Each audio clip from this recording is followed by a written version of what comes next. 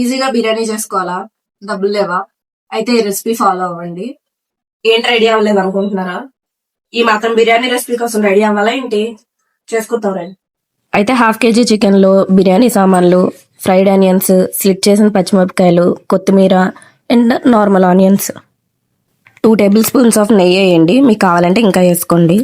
ఆ తర్వాత అల్లం వెల్లుల్లి పేస్ట్, ధనియాల పొడి, జీలకర్ర పొడి, గరం మసాలా, తగినంత సాల్ట్, కారం, నిమ్మకాయ, మంచి గడ్డ పెరుగులో ఉన్న మీగడ కానీ ఆర్ ఫుల్ క్రీమ్ ఉన్న పెరుగు ప్యాకెట్ కానీ తెచ్చుకొని వేసుకోండి.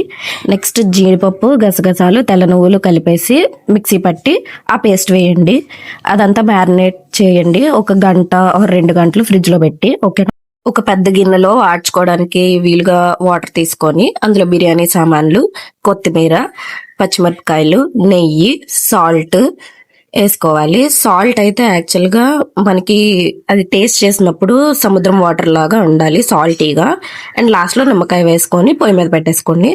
పొయ్యి మీద పెట్టినాక రోరింగ్ బాయిల్ రావాలి వాటర్. ఇది మనం మ్యారినేట్ చేసుకున్న చికెన్ మంచి హాఫ్ కేజీ రైస్ అయితే ఆల్రెడీ నానబెట్టుకున్న రైస్ని రోరింగ్ బాయిల్ అవుతున్న వాటర్లో వేసుకోవాలి. నెక్స్ట్ అయితే రైస్ కంప్లీట్గా కుక్ అవ్వకూడదు, ఒక 90% కుక్ అయిందో లేదో చూసుకొని వాట్ చేసుకొని పక్కన పెట్టుకోండి. నెక్స్ట్ చికెన్ ఉడికిందో లేదో తెలుసుకొని ఆ పైన ఆయిల్ ఎట్లా సపరేట్ చేసుకోండి. అది ఎందుకు సపరేట్ చేసామో తర్వాత చెప్తాను నేను. ఇందాకడ వాడ్చుకున్న రైస్ని స్లోగా లేయర్ బై లేయర్ పైన వేసుకోండి. రైస్ అంతా వేసేసుకున్న తర్వాత మిగిలిన ఫ్రైడ్ ఆనియన్స్, కొత్తిమీర అండ్ జీడిపప్పులు వేయండి. మా పిన్నికి కొంచెం జీడిపప్పులు అంటే ఇష్టం, అందుకనే ఎక్స్ట్రా వేసింది. నెయ్యి అయితే కంపల్సరీ వేసుకోండి, కొంచెం హీట్ చేసుకొని.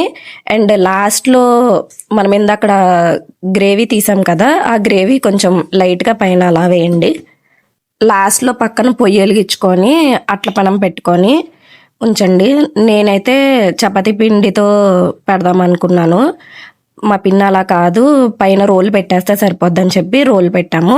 ఒక 20 మినిట్స్ తర్వాత ఓపెన్ చేసి చూడండి, అంతే బిర్యానీ రెడీ.